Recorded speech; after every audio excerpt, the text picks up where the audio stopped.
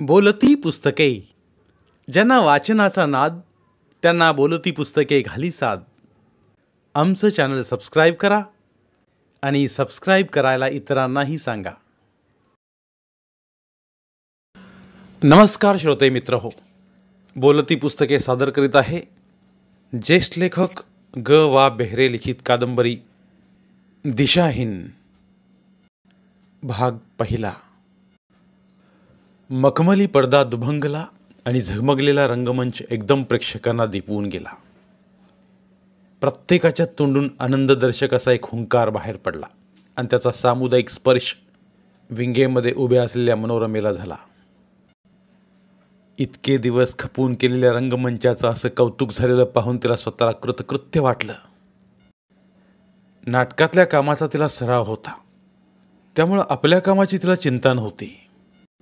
किंबहुना आपल्या एंट्रीची वेळ केव्हा येते याची ती उत्कंठतेनं वाटच पाहत होती. तिला कामही असं थोडंच होतं, पण या थोडक्याच कामात आपल्या अभिनयानं आणि गाण्यानं प्रेक्षकांना आपण जिंकून टाकू याविषयी तिला कसली शंका नव्हती. गेले 1.5-2 महिने या नाटकासाठी तिनं खूप खस्ता काढल्या होत्या आणि त्या सर्व श्रमांचं चीज घटका 2 घटकांनी होणार याविषयी तिला खात्री होती. तिच्या एंट्रीची खूण समोरच्या विंगमधून लीलाताईंनी केली. त्यासरशी आपलं म्हणून असणारं स्वतःचं आयुष्य मनोरमेने बाजूला काढून ठेवलं आणि मग मनोरमेऐवजी मंदाकिनी बनून तिनं रंगमंचावर पाऊल ठेवलं. आपल्या चिंता, आकांक्षा, दुःख या साऱ्यांना मागं ठेवून जगावर प्रभुत्व गाजवणाऱ्या राजकन्येच्या स्वरूपात ती आता पुढं सरकली होती. या नाटकातील नाईटचे आणि नेपथ्याचे पैसे मिळतात, हॉटेलचं बिल आपल्याला द्यायचं आहे, नचपेक्षा हॉस्टेलमधून आपली हकालपट्टी होणार आहे, हे सारे विचार आता कोटच्या कोटे विसरून गेले होते. खरं म्हणजे जगण्यासाठी, भविष्य घडवण्यासाठी क्षणोक्षण कष्ट केल्या वाचून न भागणारी मनोरमा रक्ता रक्तातून राजतेज ओलांडणाऱ्या मंदाकिनीला निर्माण करीत होती. मंदाकिनीच्या दर्शनानंच प्रेक्षागार संतुष्ट झाला. महिला मंडळाच्या हौशी नाट्यमंडळात इतकी चांगली अभिनय संपन्न नटी पाहण्याची प्रेक्षकांची अपेक्षा नसावी, हा गोड अपेक्षाभंग त्याने टाळ्या वाजवून व्यक्त केला. स्वयंवरासाठी निघालेल्या राजकन्येचं गोजिरं रूप, लोभस्वानी नजर, बहरलेलं यव्वन आणि आपल्या स्वरूपाचा गर्व वाहणारी अहंकारी वाईटबाज चाल समोर बसलेल्या स्त्रियांना सुद्धा मत्सराचा विषय वाटली. आपल्याला वर कसा हवा हे सांगणारी एक ठसकेबाज साकी केवळ पेटीच्या सुरावर तिने इतक्या सफाईनं गायली की सर्व प्रेक्षागार दिटबुक होऊन टाळ्या वाजवायचं विसरून गेला आणि ती चूक लक्षात आल्यावर थोड्या वेळानंच साऱ्या प्रेक्षागारात कडकडून टाळी पडली. कानावर पडलेल्या गाण्यातील स्वच्छ व भावपूर्ण शब्दोच्चार आणि सुरेलपणा यांचा एक उत्कट परिणाम साऱ्या रंगमंचावर पसरला आणि तिथून नाटक रंगत गेलं. प्रेक्षागारातील पुढच्या रांगावर मुंबईतील बडी बडी धेंड बसलेली होती, ज्यांच्या लठ्ठ पगारावर या महिला मंडळातील पदाधिकाऱ्यांच्या जागा अवलंबून होत्या. त्या स्त्रियांचे परीट घडीचे हे नवरे बायकोच्या आग्रहाखातर या प्रयोगाला उपस्थित होते. केवळ उपचार म्हणून 50-50 रुपयांची तिकिटे काढून आलेल्या नाट्यगान कलाविन्मुख अशा या लब्ध प्रतिष्ठित समाजाला या नाटकाचा दुसरा अंक झाला तरीही मनोरमेने एका जागी खिळवून ठेवलं होतं. नचपेक्षा अशा नाटकांचे प्रेक्षागार अंकानंतर हळूहळू रिकामे होत नटांची परिस्थिती बिकट करते. परंतु आज हा जो उत्साह आहे तो बहुतांशी मनोरमेच्या गान नैपुण्याला आहे हे सर्वांनी ओळखलं. दुसऱ्या अंकानंतर होणाऱ्या महिला मंडळाच्या बक्षीस समारंभाच्या निमित्तानं वक्त्यांनी मनोरमेचं कौतुक करून ते व्यक्तही केलं. रिझर्व्ह बँकेचे डेप्युटी गव्हर्नर कानिटकर यांनी भाषणाचा समारोप करताना कौतुकोद्गारांबरोबरच आपलं किमती फाउंटेन पेन मनोरमाला बक्षीस दिलं. मनोरमा या कौतुकाला सरावलेली होती. आपलं कौतुक होतंय यात विशेष काहीच नाही असा एक भाव तिच्या डोळ्यात तरळत होता. अशा कौतुकासाठीच माझा जन्म आहे असं तिच्या प्रत्येक हालचालीत व्यक्त होत होतं. तिसरा अंक सुरू होण्यापूर्वी मनोरमा रंगपटात कपडे बदलत असताना महिला मंडळाच्या अध्यक्ष वासंतीबाई कानिटकर आपल्याबरोबर एक तरुण मुलगी घेऊन आल्या. ही मुलगी त्यांचीच मुलगी असली पाहिजे असं तिच्याकडे पाहिलं म्हणजे कोणाच्याही लक्षात आलं असतं. एका अस्फुट हास्यानं तिनं मनोरमेकडे पाहिलं आणि ती मनोरमेच्या जवळ आली. मनोरमेचा हात हातात घेत ती म्हणाली, तुमचं काम मला फार आवडलं. तुम्ही आमच्या घरी आलं पाहिजे. येईन की. न यायला काय झालं? तशी मी तुमच्या घरी आलेही आहे की. तेव्हा तुम्ही घरी नव्हता. अगं, ती इथं कशी असणार? ती ग्वाल्हेरला असते, सासरी. तरीच. मग तुम्ही केव्हा येता आमच्या घरी? असं म्हणत ती मुलगी मनोरमेच्या आणखीन जवळ सरकली आणि तिच्या गालावरून हात फिरवीत तिचा एक गालगुच्छा तिनं घेतला. मग उद्या येता तुम्ही दुपारी? येईन की. नक्की? हो, नक्की. मग जाऊ आम्ही आता. उद्याचं विसरू नका हं. असं म्हणत वासंतीबाई आपल्या मुलीला घेऊन रंगपटातून निघून गेल्या. का कुणास ठाऊक मनोरमेच्या हातावर गालावर एक निराळा स्पर्श शिल्लक राहिला होता. त्या स्पर्शाला एक निराळा सुगंध, कसली तरी एक अनामिक ओढ होती.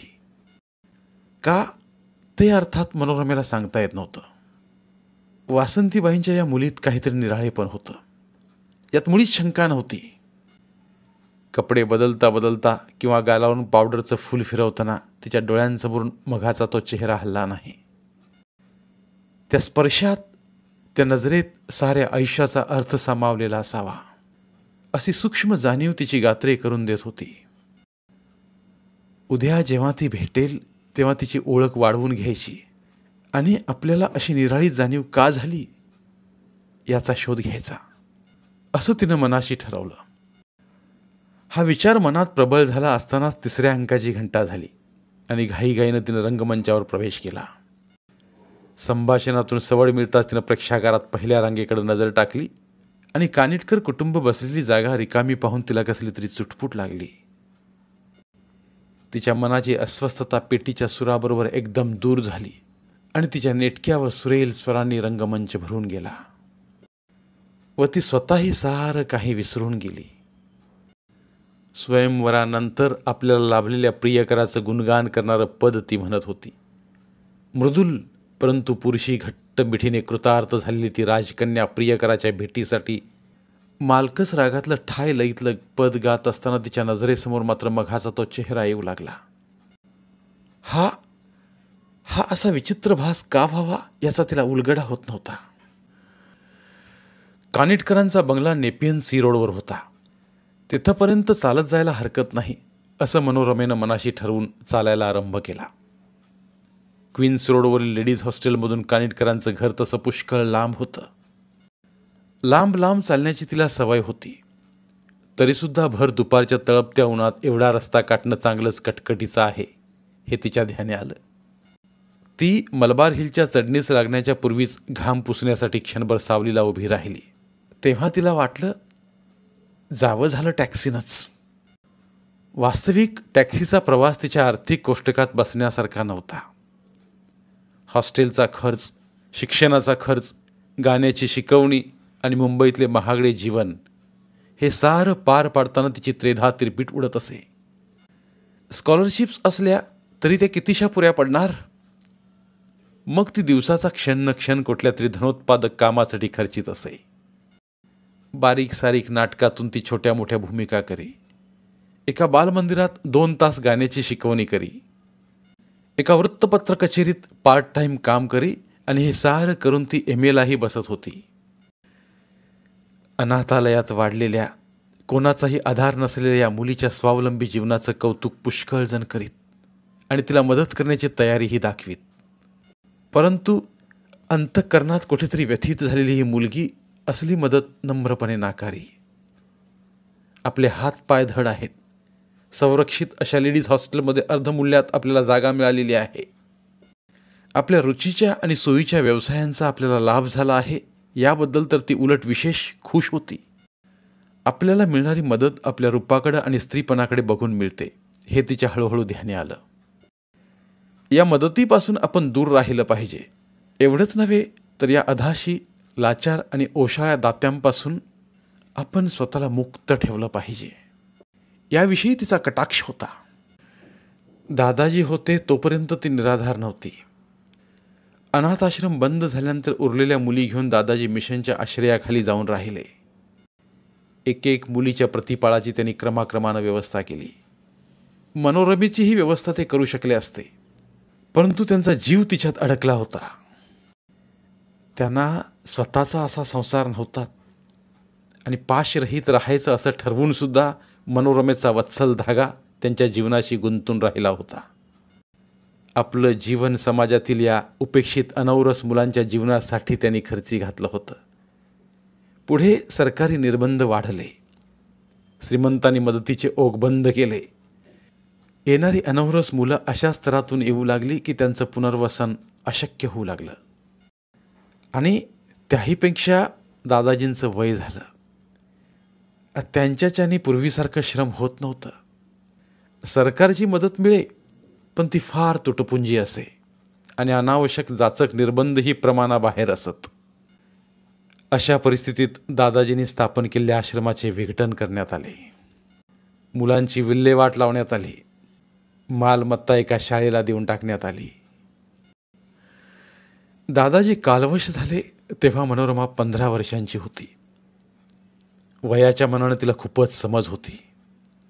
तिचं हस्ताक्षर चांगलं होतं, त्यामुळे चर्चमध्येच काहीतरी ती कामधाम करत राहू लागली.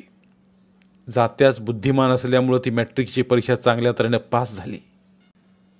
मॅट्रिकच्या पुढं काय, हा तिच्यापुढे यक्ष प्रश्न होता. फादर जोहान तिला ख्रिश्चन धर्माची दीक्षा देण्याची विनंती करीत होते, कारण ख्रिश्चन झाल्याशिवाय चर्चला काही मदत करता येत नाही असं त्यांनी सांगितलं. दादाजी गेल्यापासून त्यांनी ठेवलेल्या पैशातून तिचा खर्च करण्यात आला होता. हे कळल्यानंतर दादाजींच्या उपदेशाचा अर्थ तिच्या अधिकच ध्यानी आला. ते म्हणाले होते, तू एकटी आहेस, तरुण आहेस, स्त्री आहेस, म्हणून मी या चर्चचा आसरा घेतला आहे. स्वतःच्या पायावर उभी राहीपर्यंत तू इथंच राहा. कितीही प्रलोभनं दाखवली व अडचणी आल्या तरी धर्म सोडू नकोस आणि स्वतःचं मत तयार होईपर्यंत, शिक्षण संपेपर्यंत लग्नाचा विचार करू नकोस.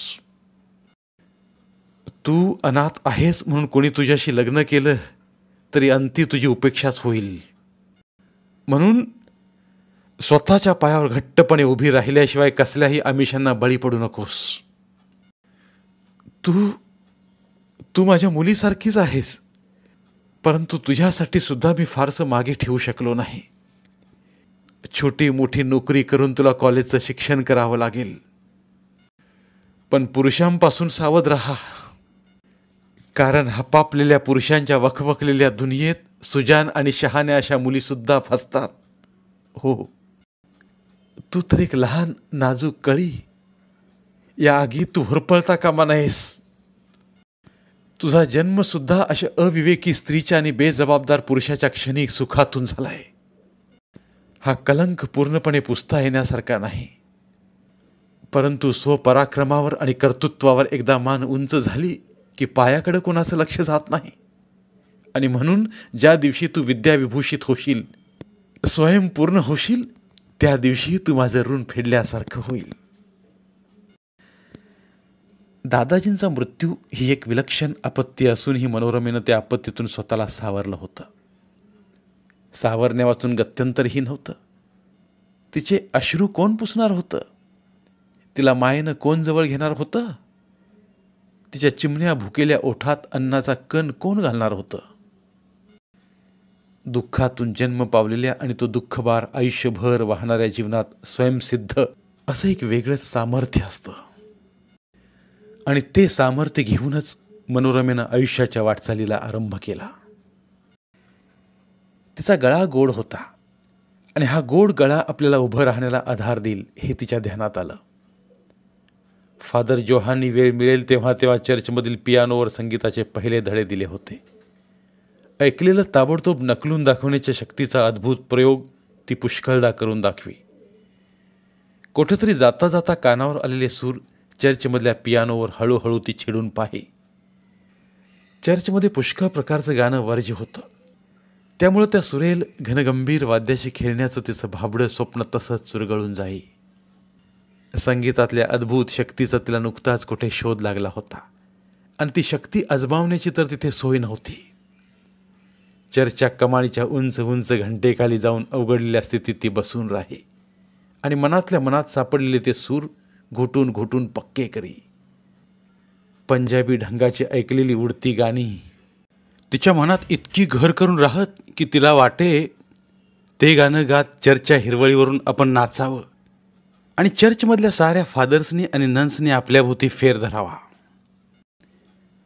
मॅट्रिकच्या परीक्षेचा निकाल ऐकल्यानंतर आपण चर्च सोडलं पाहिजे हे तिनं पक्क ठरवलं. तशी ती चर्चच्या पालकत्वाखाली नव्हतीच. फादर जोहान आणि दादाजी यांचा फार जुना स्नेह होता आणि त्या स्नेहाच्या बळावर अखेरचे दिवस काढण्यासाठी दादाजी मिशनच्या आश्रयाला आले आणि फादर जोहानच्या हाती मनोरमेला ते सोपवून परलोकी गेले. त्याच वेळेला मनोरमेच्या भवितव्याबद्दल त्यांनी फादर जोहानला काही सूचना दिल्या होत्या. फादरची इच्छा काहीही असली तरी तिच्या धर्मपित्याच्या मृत्यूक्षणीच्या आकांक्षा त्यांनी तिला सांगितल्या. मात्र ते एवढंच म्हणाले, मी जरी धर्मप्रचारक असलो तरी त्यासाठी मी तुला ख्रिश्चन व्हायला सांगत नाही. तुला जगात नाव काढायला हवं असलं तर खूप खूप शिकलं पाहिजे, परदेशात गेलं पाहिजे. तुमच्या समाजात अनाथांची सोय नाही आणि म्हणून केवळ ख्रिश्चन होण्यानं तुला या धर्मपीठाचा आधार लाभेल. तुझे सारे प्रश्न मिटतील. तुझी सारी जबाबदारी आम्ही घेऊ. हो, व धर्म न बदलण्याची तुझी इच्छा असेल तरी व्यक्तिगत सहाय्य मी तुला करीनच. तू हुशार आहेस. तुझ्या हुशारीचं चीज व्हावं अशी माझी इच्छा आहे.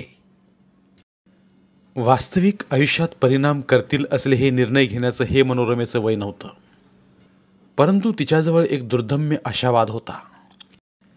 आपल्या ठाई ही झगडण्याची शक्ती कोठून आली हे अर्थातच तिला कळण्यासारखं नव्हतं. आपली आई कोण, आपला बाप कोण याबद्दल तिला सगळा अंधार होता.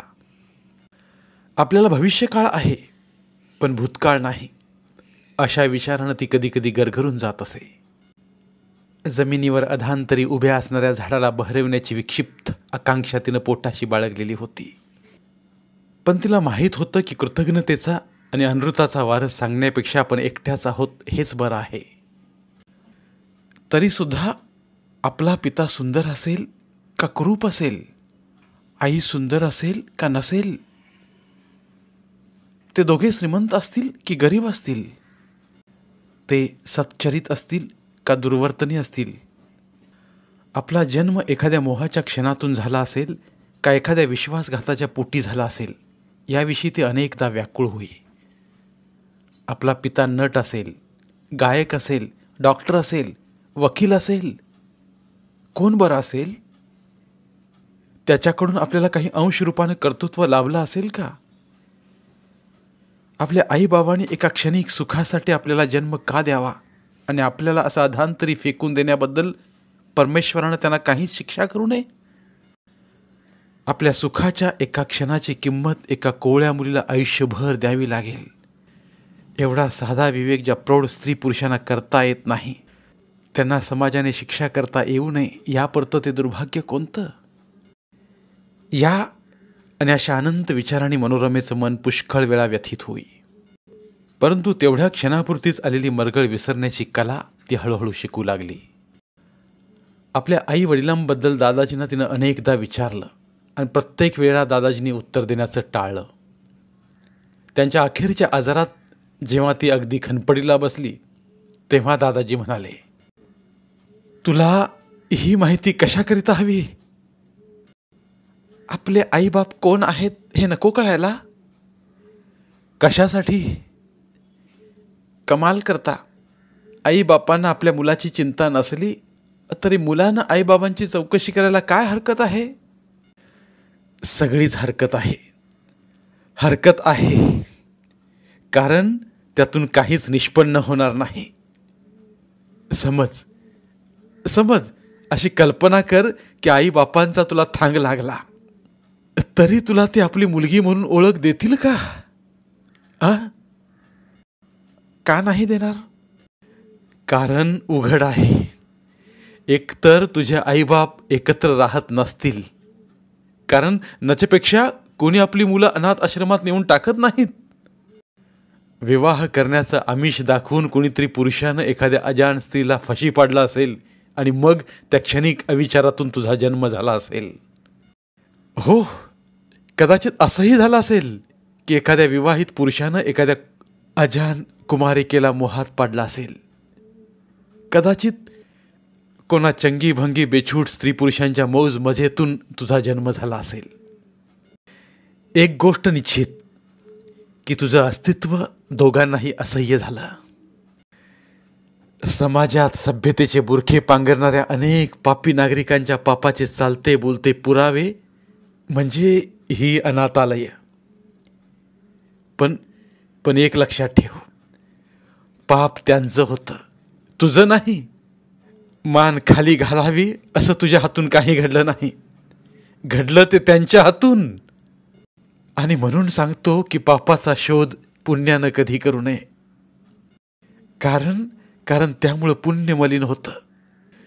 परमेश्वराच्या स्पर्शानं माणसाला चैतन्य घडवण्याची शक्ती प्राप्त झालेली आहे, परंतु त्या शक्तीचा वापर करणारी आणि नियंत्रण करणारी सद्बुद्धी मात्र दुर्मिळ आहे. तुझी आई दुबळी असेल, बाप लबाड असेल, परंतु दुबळेपणाला काय आणि अनृताला काय? सत्य ही कधीच न परवडणारी गोष्ट असते. तू जेव्हा तुझ्या आईबापांच्या दरवाजापाशी जाशील तेव्हा ओळख पटली तरीही तुला कोणी ओळख देणार नाही. 15-20 वर्षांपूर्वीचं पाप सजीव होऊन साक्षात उभं राहिलं तरी ते स्वीकारण्यासाठी मन पोलादाचं लागतं. आणि पोलादी मनाची माणसं घराच्या वळचणीखाली आपलं बीज फेकीत नाहीत. म्हणून म्हणतो म्हणू, तुझे आई आणि बाप तो पालन करता परमेश्वर मान. त्याच्या इच्छेनं तू जन्म पावलीस, प्रतिकूल परिस्थितीत वाचलीस, उपेक्षेत वाढलीस आणि त्याच्याच आशीर्वादानं बलिष्ठ झालीस. तुझी बुद्धी, तुझं रूप, तुझ्या हातापायातलं बळ हेच तुझं मित्र आणि सवंगडी. तू मोठी होशील, तुझ्या आईबापांसारखी क्षुद्र आणि भित्री राहणार नाहीस. तू सत्याला सामोरी जाशील, भल्यासाठी धडपडशील आणि अनाथांना आधार देशील, अशी माझी खात्री आहे. तुला माझा आशीर्वाद आहे. ज्या इमारतीच्या वळचणीखाली ती आत्ता उभी होती ती इमारत अतिपुराण्या दुकानांची होती. त्या दुकानात नाटकांना किंवा चित्रपट कंपन्यांना लागणारे कपडे, ड्रेपरी, प्रॉपर्टी असे साहित्य पुरवण्याची ही जुनी दुकानं होती. मागे केव्हा तरी या दुकानात आल्याचं मनोरमेला स्मरलं. अद्यापी कानिटकरांच्या घरी जाण्यास खूप अवकाश होता व तिला थोडं दमल्यासारखं झालं होतं. मिळालं तर पिण्यास पाणी हवं होतं. ती हलकेच पायऱ्या चढून दुकानात गेली. दुकानात कोणी गिराईक यायची ही वेळ नसल्यामुळे पेस्तंजी ड्रेसवाला डोळे मिटून भिंतीशी बसला होता. त्याला जागं कसं करावं हा खरं म्हणजे तिला प्रश्न पडला. 1-2 मिनटं ती घुटमळली तिथे. नंतर तिनं हेतुपुरस्कर काही आवाज केले तरी निद्रेत तल्लीन झालेला पेस्तंजी जागा होण्यास तयार होईना. या पेस्तंजीबद्दल तिनं खूप गोष्टी ऐकल्या होत्या आणि म्हणूनच 2 घटका गमतील घालवायला हा माणूस चांगला आहे असं मानून ती दुकानात शिरली होती. पेस्तंजीला मराठी संगीत नाटकांचा फार शौक होता. रोज रात्री ज्या थिएटरात एखाद्या संगीत मराठी नाटकाचा प्रयोग असेल त्या ठिकाणी हा म्हातारा हमखास हजर असे. मग ते नाटक तोलामोलाच्या चांगल्या कंपनीनंच असलं पाहिजे असाही त्याचा हट्ट नसे. तो धुपाचा सुगंध, झगमगणारे फुटलाईट्स, चित्रविचित्र नटल्या थटल्या माणसांचे घोळके, वाद्य जुळवण्यासाठी एकाग्र झालेले साथीदार, हे सारं आपल्या पिचपिच्या डोळ्यातून सामावून घेऊन तृप्त मनाने तो कुठल्या तरी कोपऱ्यात शांतपणे उभा असे. नाटकासाठी म्हणून त्यानं कधी तिकीट काढलं नाही आणि त्याला कोणी कधी मागितलंही नाही. नाटकात जेव्हा गाणं सुरू होई तेव्हा त्याच्या पिचपिच्या डोळ्यातून एकदम चैतन्य जागं होई. ते अर्धे कच्चे सूर 5-50 वर्षांपूर्वीच्या जगात त्याला खेचून नेत. किंबहुना त्या जुन्या शानदार स्वरयुक्त जगाशी संबंध जोडण्यासाठी चालू जमान्यातल्या नाटकाच्या आडोशाला तो उभा आहे. त्यानं किती ऐकलं होतं, किती पाहिलं होतं याला काही सीमा नव्हती आणि म्हणून रात्र रात्र जागून भर दुपारी पेंगुळलेल्या डोळ्यांनी दुकानातल्या खुर्चीत बसलेला तो पुष्कळांना दिसे. पेस्तनजीबद्दल नाट्यवर्तुळात जो काही आदर होता तो पुष्कळ वेळा मनोरमेच्या कानावर आलेला होता आणि म्हणूनच या दुकानाच्या पायऱ्या चढण्याचं धारिष्ट्य तिनं केलं होतं. पेस्तनजी बराच वेळ झाला तरी जागा होईना. तेव्हा तिला वाटलं त्याला न उठवताच परत रस्त्याला लागावं आणि त्या विचारानं ती पायऱ्या उतरूही लागली. खरं म्हणजे समोरून येणाऱ्या माणसाशी तिची टक्करच व्हायची. धांदलीनं धावत येणाऱ्या त्या माणसाकडे पाहून क्षणभर तिच्या चेहऱ्यावर नाराजी प्रकटली, परंतु त्याचा तो विलक्षण खेळकर हावभाव पाहून आश्चर्यानं अंग चोरून ती मागं सरकली. त्याच्या डोळ्यांतही विलक्षण आश्चर्य दिसत होतं. हा चेहरा यापूर्वी आपण कुठंतरी पाहिला आहे असंही तिला वाटू लागलं, मात्र कुठं हे तिला आठवेना. एवढ्यात तो म्हणाला, "ओ तुम्ही इथं? What surprise! काय आश्चर्य आहे?" "आश्चर्य कसलं त्यात? महाराष्ट्रातील एक उत्तम गायिका, श्रेष्ठ अभिनेत्री आणि उमेदवार नेपथ्यकार भर दुपारी उन्हात." "का? इथं यायला मला बंदी आहे?" "छे छे, असं कोण म्हणेल? आणि तुम्हाला बंदी घालण्याचं सामर्थ्य तरी कुणाजवळ आहे, मिस मनोरमा?" "माझं नाव तुम्हाला कसं माहीत?" "भले, हा काय प्रश्न झाला? तुमच्यासारख्या श्रेष्ठ अभिनेत्रींचं नाव माहीत नसायला मी काय अरसिक आहे की काय? गुलाबाचा रंग जसा डोळ्यांना दिसतो तसा त्याचा सुगंधही नाकाला जाणवतो. तुमचं कालचं काम अगदी एवन झालं आणि तुमचा मालकंस तर चांगलाच जमला होता. वाह, फारच छान. कालच्या नाटकाला तुम्ही आला होता?" "अरे, म्हणजे काय? महिला मंडळाच्या एका अगदी सामान्य नाटकाला तुम्ही आला होतात?" "ज्यात तुम्ही होतात ते नाटक सामान्य कसं असेल?" "मला असली खोटी स्तुती आवडत नाही." "पण तुम्हाला ती खोटी का वाटते?" "काही असो, मला खुशीमस्करी आवडत नाही." "हे ठीक आहे बुवा, तुम्ही नाटकं चांगली करायची, जीव तोडून गायचं आणि तरीसुद्धा आम्हाला ते नाटक आवडून आम्ही ते चांगलं म्हणायचं नाही. हा तर जुलूमच आहे." "खरंच तुम्हाला ते नाटक आवडलं का?" "नाटक तर चांगलं होतंच, पण तुम्ही, तुमचा आवाज, काय वर्णन करू. आपण तर तुमच्यावर खुश आहोत." "माझ्यावर?" "नक्कीच.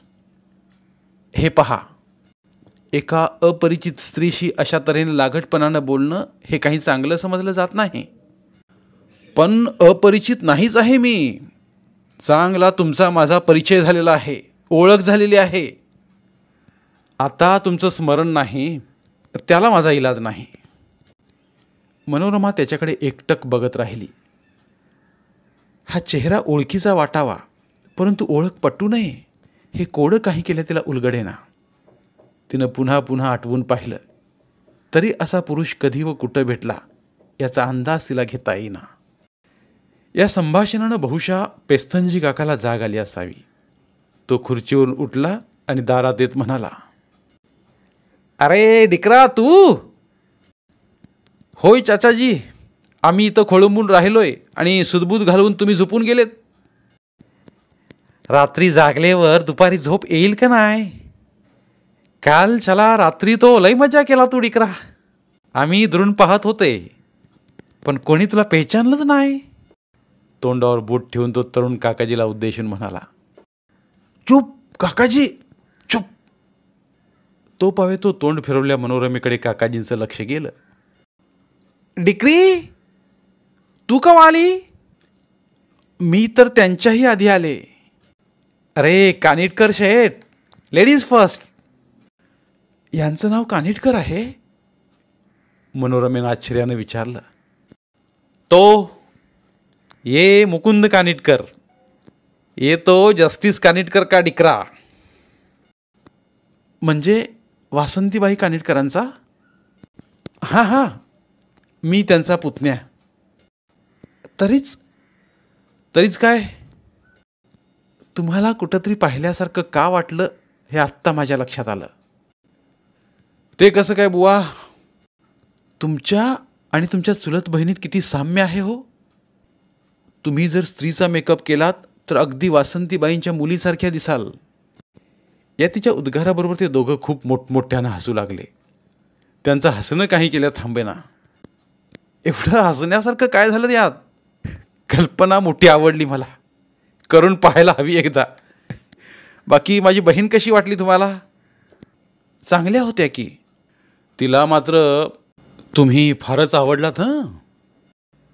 काहीतरी थापा मारू नका. 1-2 मिनिटांच्या भेटीत कुणी कुणाला आवडणं शक्य नाही.